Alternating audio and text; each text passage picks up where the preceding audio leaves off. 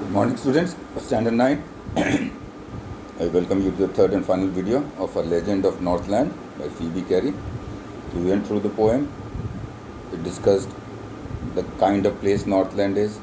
It also discussed how their winters are, what are the things they use for transportation, how do they dress their babies like. Then they went on to the legend, which the poet herself didn't believe it was true, but it said it had an important message. So that makes the narration of the poetry important. The message is, once Saint Peter, after traveling the whole world, preaching every day, he was very weak and hungry. So he went to a door where a woman was baking cake. She had lots of cakes put on her shelf and he asked for one. The woman was a selfish woman. She couldn't part with her cake, so she decided to give a smaller one. When she baked a small cake, as she was about to give away, she felt, no, it was not small enough to be given away. And she tried again and again. She tried thrice, but she couldn't give away her cakes. That angered Saint Peter. He cursed the lady and turned her into a woodpecker. The message in the story is, we as humans are privileged. God has given us more than any other species in the world, and we should share with those who don't have it. If you don't, God will punish you. That was the message. Now let's find out a little bit about the poet Phoebe Carey.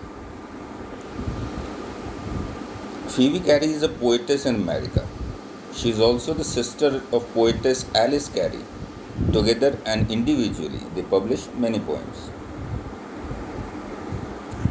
The poem A Legend of Northland is a folk tale that is passed from one generation to another in Northland. It is a story that revolves around Saint Peter and the little woman who was punished for her selfishness. The legend teaches us not to be greedy and that we should possess the qualities of kindness and empathy. Now, summary. A Legend of the Northland is folklore told to the children to instill this moral lesson. The poem talks about a little woman who was punished by Saint Peter for refusing to give him any one of the cakes that she had baked. In the story, Saint Peter reaches the cottage of the little woman after traveling around the world. He was very tired and hungry. He was almost fainting due to hunger.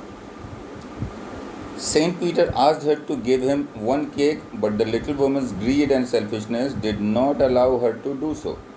While baking the smallest and thinnest of cakes, she felt that the cake was too big to give away for free. The behavior of the woman provokes Saint Peter, who curses her and changes her into a woodpecker. Saint Peter teaches us a lesson to all humanity that we must not be miserly and stingy. The important aspect of the poem, the literary devices. Now we will pay attention to it one by one. The rhyming scheme is ABCB.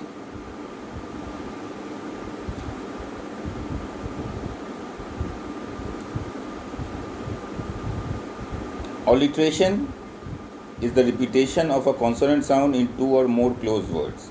In stanza 1, that, they, them, through, the TH sound is repeating.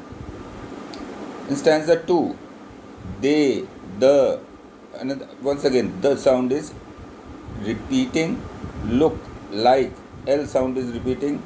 Funny, furry, F sound is repeating. In stanza 3, they, them, TH sound is repeating. Yet, you, Y sound is repeating. Lesson, learn, L sound is repeating. Tell, tail, to, T sound is repeating. In stanza 5, woman, was, W sound repeating. Them, the, hearth, TH sound is repeating.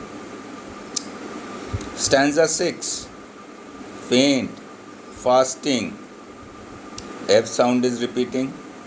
Stanza 8, still, smaller, S sound is repeating. Stanza 9, took, tiny, T sound is repeating. In stanza 10, seen, small, S sound is repeating. Stanza 13, build, birds, B sound is repeating. By boarding, B sound is repeating. Now repetition. Any word or sentence is repeated to lay emphasis on it. Stanza 1, away, away in the Northland, A sound is repeated. Rolled and rolled it flat, rolled word is repeated. Stanza 13 and 16, boarding word is repeated, boarding and boarding, deep dry wood.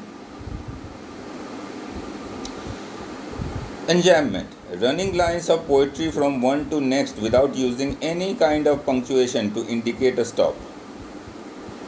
Stanza 1, line 3 and 4. Stanza 2, line 1 and 2 and line 3 and 4. Stanza 3, line 3 and 4. Stanza 4, line 1, 2 and line 3, 4. Stanza 10, line 1, 2, 3. Stanza 11, line 1 and 2.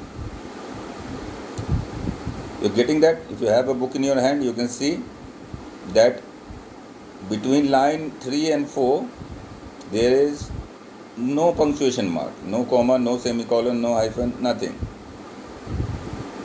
Same is the case with stanza 2, between line 1 and 2 and line 3 and 4. In stanza 3 is line 3 and 4, and stanza 4, it is again line 1 and 2 and 3 and 4. The first 4 stanzas uniformly follow this pattern, right? But the later stanzas don't, because now then the poet was actually presenting a story with detailed facts. Up to 4, it was the introduction of the story. Hence, she rushed through a few lines. Now, simile, comparison using as or like. The children look like bear cubs. Children are compared to bear cubs. Baked it thin as a wafer. Cake is compared to a wafer. Clothes were burnt black as the coal. The color of the burnt cloth is compared to that of coal.